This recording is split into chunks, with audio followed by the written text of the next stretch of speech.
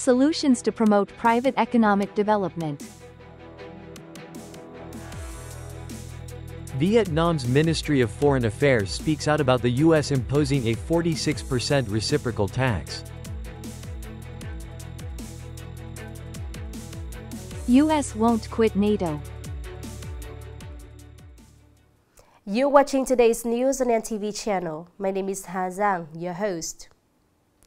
U.S. Secretary of State Marco Rubio has reassured allies that U.S. will remain in the alliance, but he's also asking his counterparts to make sacrifices and raise defense spending to 5%.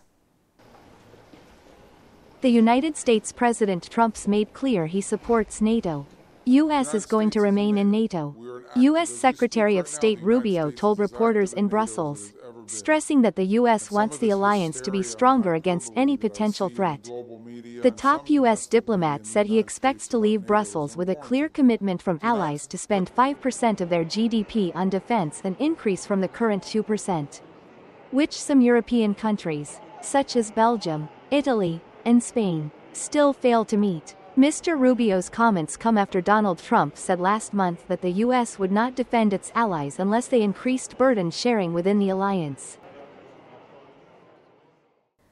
On April the 4th, South Korea Constitutional Court removed impeached President Yoon Suk-yeol from office, ending his tumultuous presidency and setting up an election to find a new leader, 4 months after he threw South Korea politics into turmoil with the declaration of martial law. In a nationally televised verdict, the court's acting chief Moon Hung-bae said the 8-member bench upheld Yoon's impeachment because his martial law decree seriously violated the Constitution and other laws. The unanimous verdict capped a dramatic fall for Mr. Yoon Suk-yeol, a former star prosecutor who went from political novice to president in 2022. Due to his removal from office following the impeachment process, Mr. Yoon will be stripped of all the benefits he could have received as a former president, except for the right to protection. The election to appoint a successor must come within 60 days under the Constitution. On April the 4th, in response to a reporter's questions asking about Vietnam's reaction to the United States announcement of the imposition of reciprocal taxes on Vietnamese exports to the United States, spokesperson of the Vietnamese Ministry of Foreign Affairs Phạm Thu Hằng stated, Vietnam regrets the United States announcement of the decision to impose reciprocal tariffs on Vietnam exports to the United States. We believe that the above decision is not consistent with the reality of mutually beneficial economic and trade cooperation between the two countries. Does not reflect the spirit of the comprehensive strategic partnership for peace, stability, cooperation and development, the spokesperson of the Vietnamese Ministry of Foreign Affairs said. Vietnam will continue to coordinate and exchange with the U.S. side in a constructive and cooperative spirit to find practical solutions, contributing to the stable and sustainable development of bilateral economic relations. On April 2, President Donald Trump announced a basic tax of 10% on imports from all countries and territories around the world, of which Vietnam is subject to a rate of 46%. Among the countries with the highest tax rate along with China, Cambodia, Indonesia, and Myanmar. Coming up next are some updated news. On the morning of April 4th, President Luong Quang and his spouse hosted a welcoming ceremony for President of Burundi Evariste Ndayishimiye and his spouse who arrived in Hanoi on April 3rd evening for an official visit to Vietnam. Following the welcoming ceremony, President Luong Quang and Burundi President Evariste Ndayishimiye held talks to review bilateral cooperation and propose future directions. Two leaders also witnessed the signing of several cooperation documents between the two countries' ministries and agencies.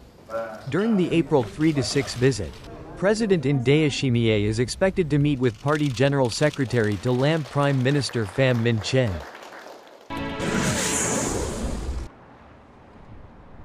The United Airlines plans to add daily flights to Vietnam and Thailand in October. further expanding the network for the US-based carrier that already has the most Asia service.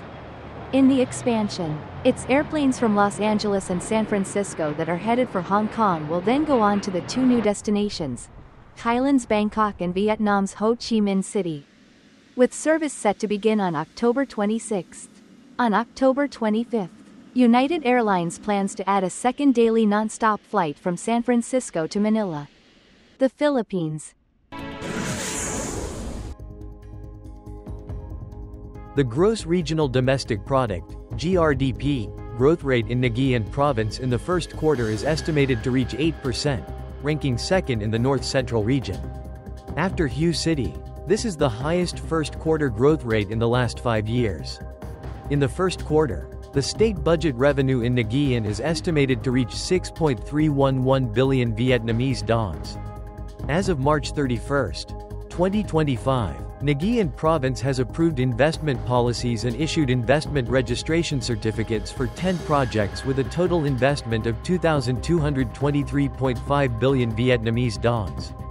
In particular, in the first quarter, Nghệ completed the procedures and granted the investment policy decision for the VSIP Nghệ 3 Industrial Park project with a registered investment capital of $52.5 million United States dollars.